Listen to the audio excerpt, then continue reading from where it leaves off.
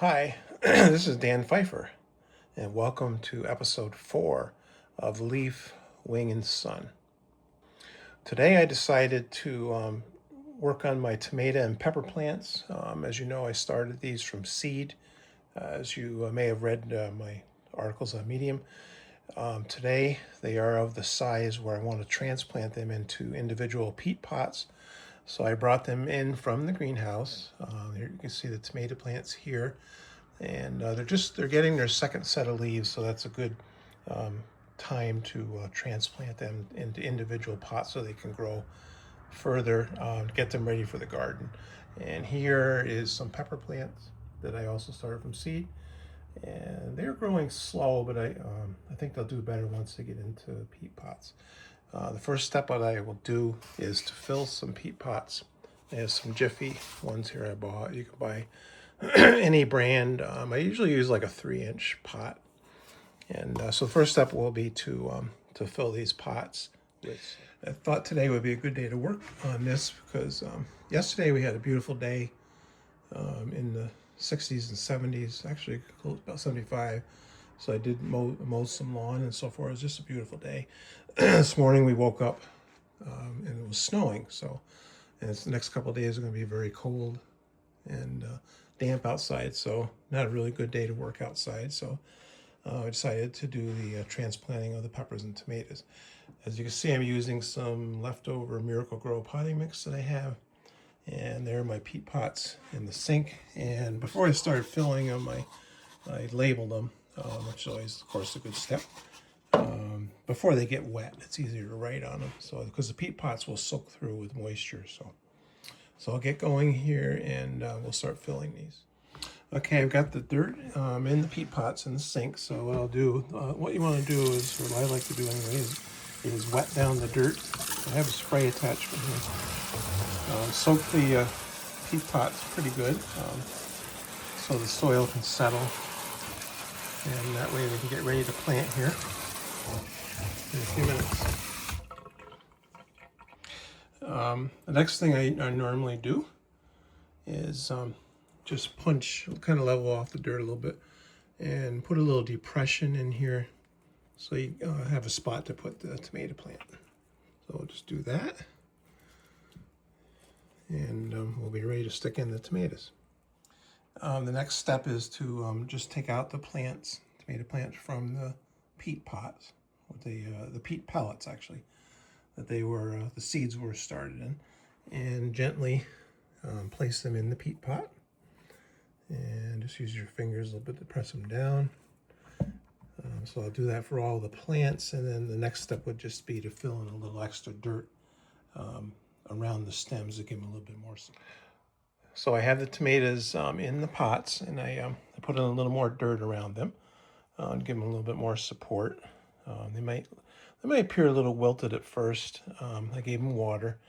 I'm going to leave them in the house for a couple of days so they can adjust to the shock of transplanting. And also, it's going to be cool the next couple of days anyway, so I don't want them out there, especially at night in the greenhouse.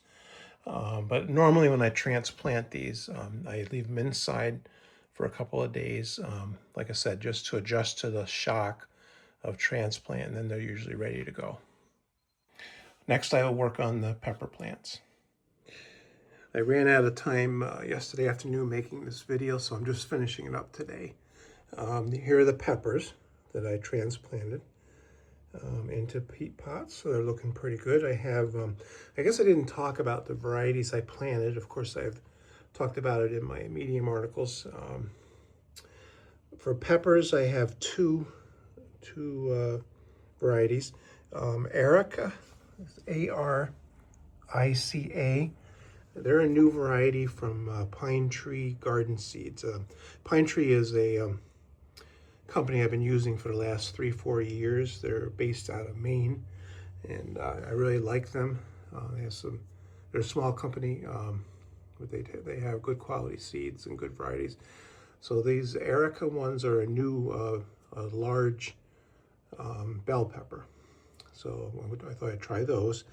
And over here on the right are Poblano. These I bought, the seeds I bought at the local farm store. We like to use poblano peppers. My wife does in cooking, so I thought I'd try to plant those. They're considered a sweet pepper, I think, but they do have a little bit of spice now and then. I think they can vary. Some of them have a little heat, some don't. So I thought but they add a lot of flavor to Italian dishes. Over here, these are the tomatoes that I showed you yesterday. Actually, they look a little better this morning. They were a little bit droopy yesterday. Of course, like I talked about, there's a shock from transplanting. So I'll leave them in the house here for a couple of days for several reasons, like I talked about, because of the transplant shock. And also in a second here, I'll show you the current weather outside. Yesterday and overnight, we had some snow and cold conditions here. There's just a quick view of my backyard. Like I said, Saturday, it was in the 70s, most of last week, actually, even almost 80. And I had mowed the lawn and so forth.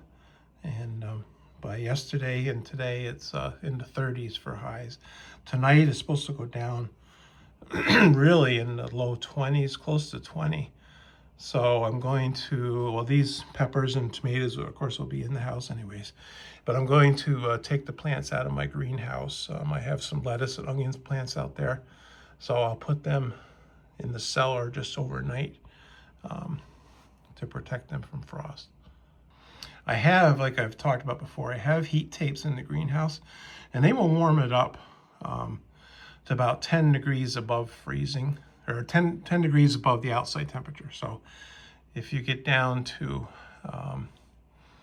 30 or mid 20s, say 25, you're okay. So, because that means the greenhouse would be about 35. But tonight it's going to go down, temperatures down to 20 at least. So the greenhouse probably would be only around 30. So it's a little bit on the edge. So even though what I have in the greenhouse are onions and lettuce, they can take cold, but I'm going to just stick the plants in the cellar overnight. And then the rest of the week looks good as far as temperatures at night. I don't see anything below freezing. So thanks for watching, and stay tuned for the next episode of my podcast. Okay, just a little addition. I showed you the tomatoes. I failed to mention the varieties, although they were mentioned in an article on Medium. The ones I have this year is a cherry called Honey Bell. That's a new variety from Pine Tree Garden Seeds. They look really good. Amish Paste is another variety. That's an heirloom paste tomato. The third one is Cherokee Purple, which is an heirloom, a very well-known heirloom with excellent tomatoes. And the last one is a rainbow blend, they call it. It's a blend of heirloom tomatoes. So they're kind of fun because they contain possibility of like 5 or 6 different varieties. So it's kind of a crapshoot as to what you actually get. So it's always interesting. In recent years, I've tried to stay away from heirlooms because of blight. I had problems with blight in my garden. It's become prevalent. So I've been looking for varieties that are resistant to it. Heirlooms usually don't have a very good disease resistance. So, however, this year I am abandoning my big gardens, as I've written about and talked about, and I'm using. I set up a new area with raised beds, boxes. So I thought the heirlooms, I could go back to a few more heirlooms because I'm using brand new soil and they're up off the ground. So hopefully I won't have too many problems with blight, but it will be a good experiment. Again, thanks for watching. Stay tuned for a new episode of my podcast.